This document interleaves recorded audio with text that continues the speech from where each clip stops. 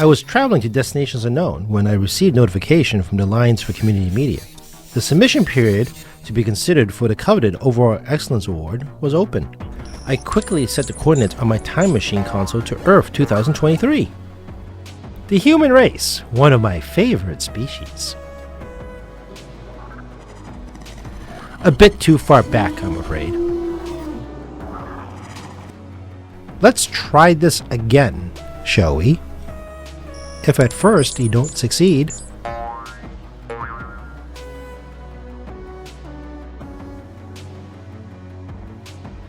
Ah, this is more like it. We only have 11% of the country is unionized. That's outrageous in this day and age. Outrageous. We need to expand to the high-tech industry everywhere, right across the board. So stay tuned. Hello, New England labor! Hello, America labor!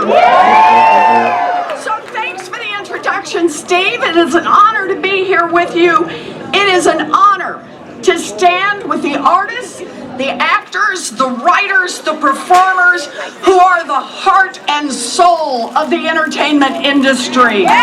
We will meet Miss Quincy Petite 2023, Kimberly Campbell, learn about that organization and about herself. First, though, we take a look at the weather and the news for you. Currently in Quincy, it's nice out there, partly sunny, 42 degrees right now. Today will turn out partly sunny, pretty mild, with highs in the low to mid 40s. The snow holds off until late tonight. Checking the news for you today, plans for a 1,500 space parking garage and a new roadway in Quincy Center recently got a federal boost. Congressman Stephen Lynch was in Quincy last week to announce a $1.5 million federal grant to put toward both projects. And the way we work it out in the 8th Congressional District is that I sit with Mayor Koch. Kimberly, it's great to meet you. Thank you so much, Joe, for having me. Thank you. I'm honored. It's our pleasure. And, I have to say, when this first came across our desk here at QATV, none of us had heard of the organization at all. We've all been in Quincy for a really, really long time, so we have to learn about this. So I said, well, let's invite Kimberly in and get the story. So, first of all, what is Miss Quincy Petite? So Miss Quincy Petite is the official preliminary system to the USA Petite as well as Universal Petite System, and it was founded in 2009 by Hazel Corp. We're on the road with Jazzy Bill.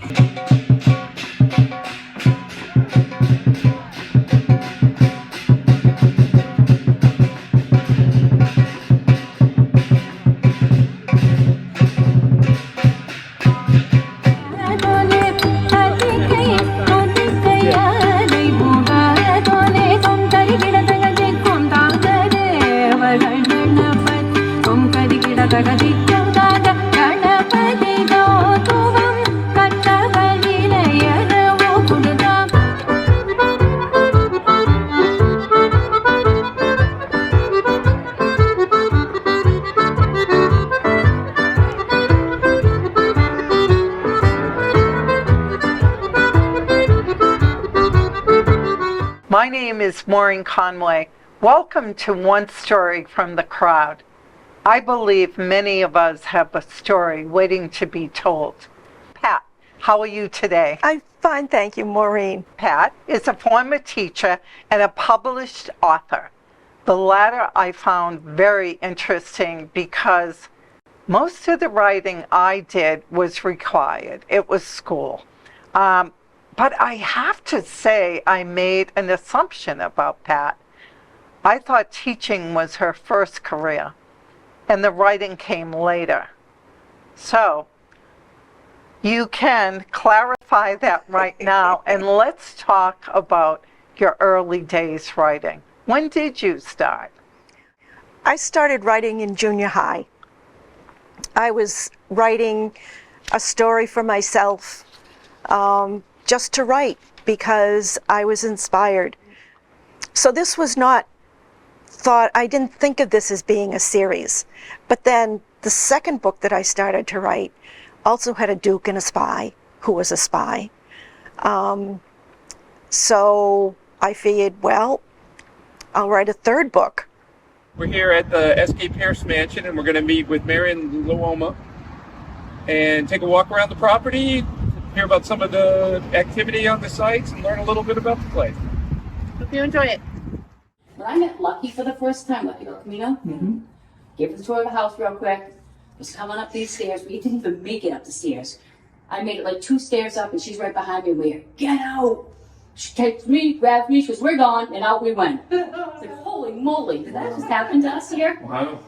That was the first time we met her. It was pretty funny. You'll get like a puff of smoke in your face. What was that? The frick? Are we all in here? Yes. Yep. It was right above the door. Something fell above the door. No, that's a closet. Something fell. This right here. Was it that? That. Yeah. That just fell. That's Mr. Pierce's room. Did that scare you? This is like, what? It just laughed. Did you hear that? Funny, you scared us. Oh shoot. Did it say oh shoot? It did.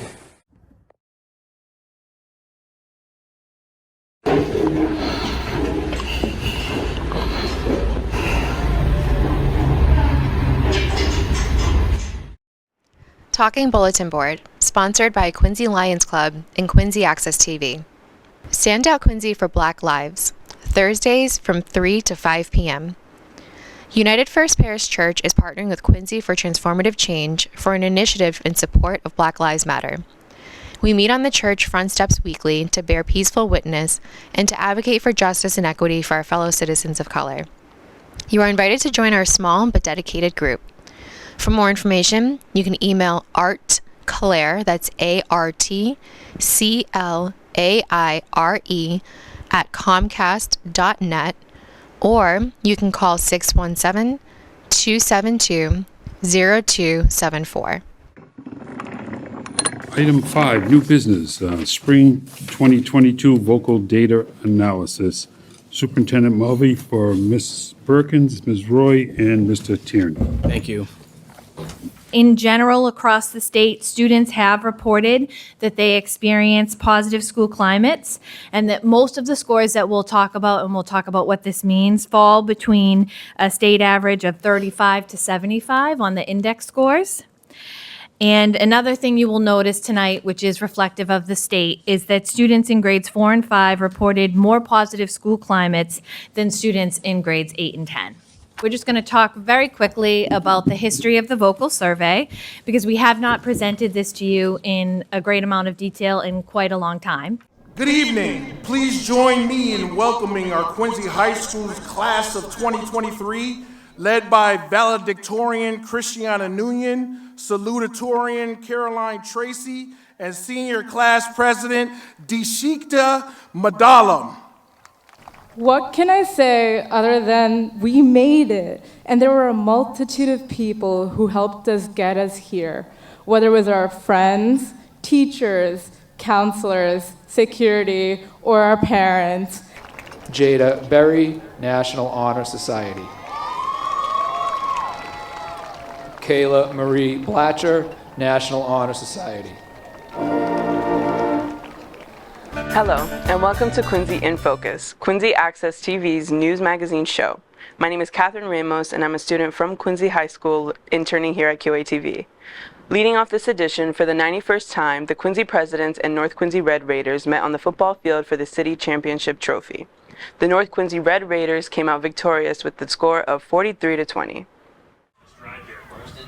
Galligan again looking to pass. Looking downfield, the middle of the field, and it is touchdown, North Quincy! Jordan Mahoney, what a great catch in the back of the end zone. Stayed in bounds as well, and North Quincy strikes first. My name is Ben, and I am a 5th grade student at Beechwood Knoll Elementary School, and my favorite subject is math because the math teacher just makes me feel really successful, and I like working with other people during the lessons. Ben is a star in our school because he enjoys being a team player on the recess basketball court and helps others play well. He demonstrated this recently when we had a new 5th grade student that he took under his wing and showed him around and made him feel very comfortable. Thank you so much for stopping by Beechwood Knoll today. There are so many stars in our district, and we look forward to having you back another time. I'd like to recognize Counselor Harris. So that's Bayside Road, right, in Squantum. That pipe there is along Bayside Road that I'm seeing right there, correct? Let's go to the next one. All right. Now, the picture on the right, that's Moon Island Road. Yes. It leads out to Moon Island. My question to the city is Moon Island Boston, but it falls underneath our jurisdiction, correct? Just like your house and my house in Squantum, right? Do they use sewer or do they use septic systems? On Moon Island? Mm-hmm. I don't. I know the answer. Has the city of Quincy looked into that? Have we been able to go out there and inspect it? Because I know the road that's falling in with the asphalt, and we talked about this, that's going into the water, and you know what is in asphalt would bring up a bacteria level beyond, and Well, there's a road there that we don't even inspect. the city of Boston is already under a consent decree with the EPA.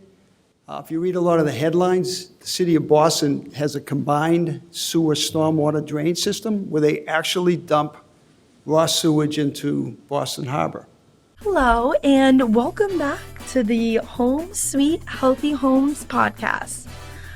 I'm your host, Kate, and I hope you all enjoyed last week's episode, all about the Office of Healthy Homes and a little introduction to who we are and what we do. So today we'll be talking about our lead program, also known as the South Shore Healthy Homes program. And we're going to be taking a deeper dive into what lead is and how our program can help. Hi, I'm State Representative Bruce Ayers, and I'd like to introduce you to the Helping Hand program. With rising healthcare costs, all too often we hear stories about our seniors, veterans, and neighbors who may not have the proper insurance coverage they need for durable medical equipment. These individuals may be living on a fixed income and may not have the financial resources necessary to cover the cost of the equipment they need. We have a solution. The Helping Hand program provides free, durable medical equipment to residents in need. Items such as wheelchairs, walkers, crutches, canes, commodes, tub seats, and hospital beds are available through the program. So really, lifestyle changes for a healthy heart is going to reduce your risk at stroke, reduce the risk for heart attack. So it's all kind of intertwined. Prevention at the top of the list shouldn't be anyone's surprise. Stop smoking. Yes, so all of these measures, people have heard them again and again. Especially smoking. Yeah, so smoking cigarettes does increase your risk of cardiac disease, coronary artery disease. It builds the plaque within your arteries. So number one, and I will always say, stop smoking. It's not good for anybody. And don't start. That's the biggest thing. Don't start that path in the first place. Yes. We will now have our wreath ceremony. I want to introduce Command Master Chief Paul Marshall and Eugene Lacey, who actually served on this ship.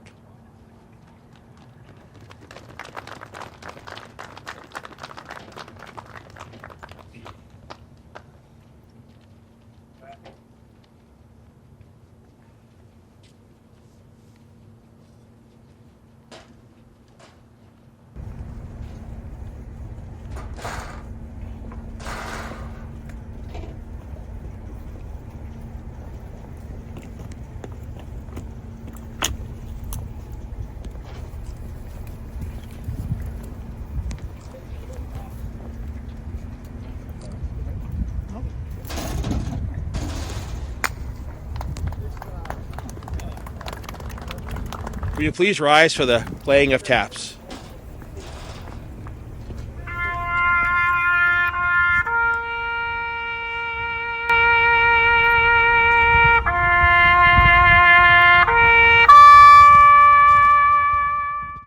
My name's Ron Mariano. I'm the state representative from the 3rd Norfolk District, and I'm joined here today by my colleagues in state government, Representative Taki Chan, 2nd Norfolk District, and Representative Bruce Ayers, 1st Norfolk District, and Brian Lynch from the Department of Revenue, everyone's best friend.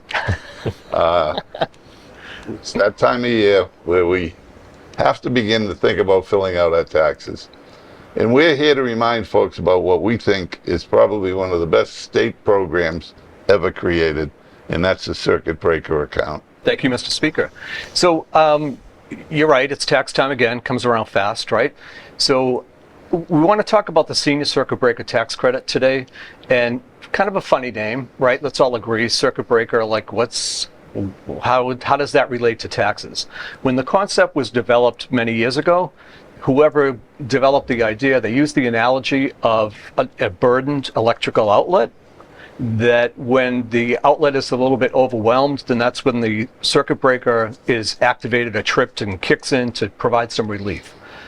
So they use that analogy with taxes, and this is really designed for folks that are over 65. It's a credit through the Commonwealth of Mass, and it's in place when people's real estate tax, together with half their water and sewer bill, becomes greater than 10% of their income. For tax year of 2022, if you're single, your total income has got to be less than $64,000. And when I mentioned total income, we really do mean total income. So anything, all these statements that had showed up by the end of January with your bank interest, any distribution that you might have from a pension plan or that type of thing, as well as your Social Security is included as well. Hey everyone, my name's Jonathan Lanergan, and today I'm going to be doing some stand-up comedy. The past, the present, and the future all walk into a bar together. It was tense. I once knew an atheist who works for charity. It was a non-profit organization. Hi, my name is Olivia Coate, and today I will be talking about Rear Window by Alfred Hitchcock. The movie follows a photographer who is injured and stuck in his apartment. The photographer's name is James Stewart, and while he's stuck inside his apartment all the time, he starts to observe the daily life of his neighbors. However, one neighbor starts acting very suspicious, making James think he witnessed a murder.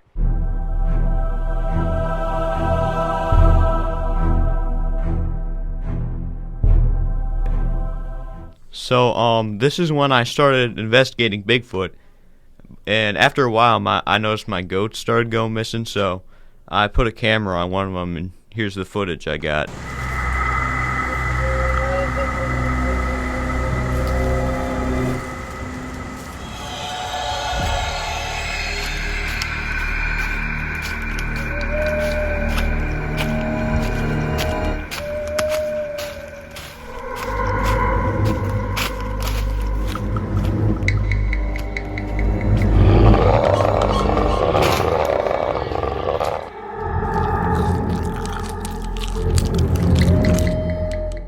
So at first I thought it was hallucinations, but after seeing Bigfoot eat my goat, I just knew he was real.